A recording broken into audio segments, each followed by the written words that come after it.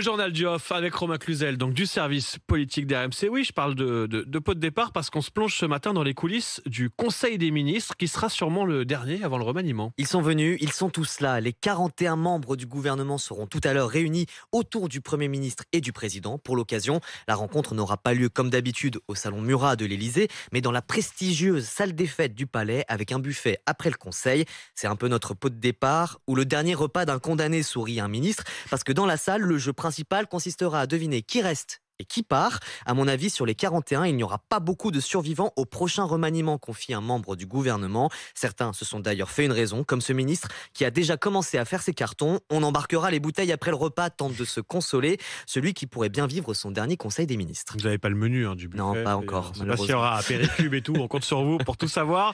On passe à Éric Zemmour et Éric Ciotti. La réconciliation semble s'éloigner. Hier, Éric Zemmour a tenté un énième rapprochement avec le député des Alpes-Maritimes. Sur Twitter, il s'engage à ne mettre aucun candidat reconquête face à Éric Ciotti lors des législatives.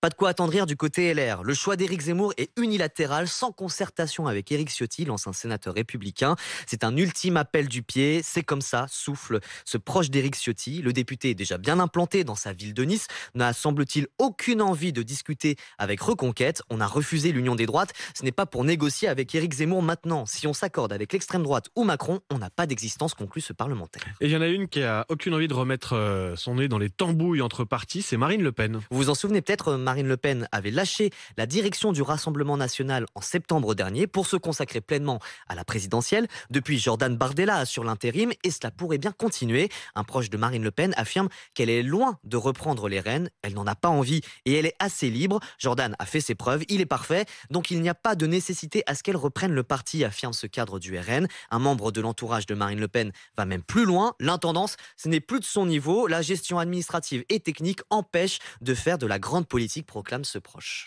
De la grande politique, oui, carrément. vous savez, c'est loin des tambouilles de parti, pourquoi pas.